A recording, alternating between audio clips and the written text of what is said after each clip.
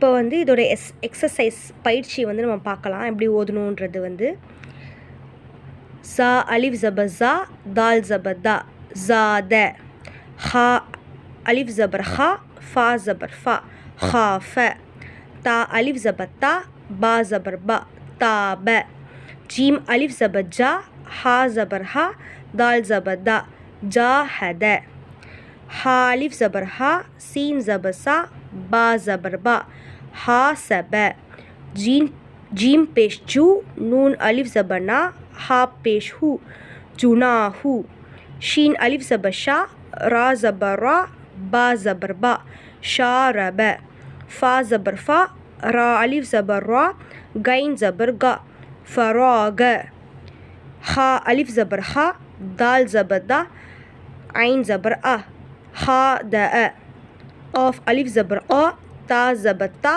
लाम ज़बर ला आतल स्वाद अलिफ ज़बर स्वा बा ज़बर बा रा ज़बर रा स्वाबर ता ज़बर ता ஐன் அலிஃப் ज़बर आ லாம் ज़बर லா தஆல இந்த மாதிரி தான் ஓதணும். குரானில் இந்த மாதிரி வரும்.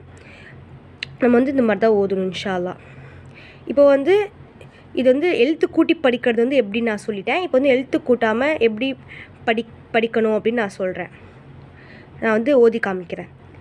ஸாத ஹாஃப தாப ஜாஹத ஹாசப ஜுனாஹு ஷாரப ஃபராக ஹாத ஆத்தல ஸாபர தஆல இந்த மாதிரி தான் ஓதணும்.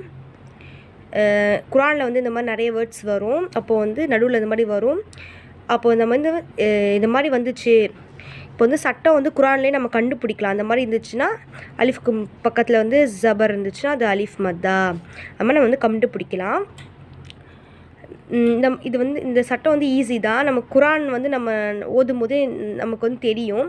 அப்போ நமக்கு வந்து தெரிஞ்சது அப்படின்னா நம்ம வந்து ஈஸியாக கண்டுபிடிச்சி இந்த மாதிரி ஒரு அலிஃப் அளவு நீட்டி ஓதிக்கலாம் இன்ஷா அல்லாஹ். இப்போ வந்து நம்ம யா மத்தாவுடைய சட்டம் பார்க்கலாம். சுக்குன் பெற்ற யா யாக்கு சுக்குன் இருந்து அதற்கு முந்தைய எழுத்துக்கு ஜேர்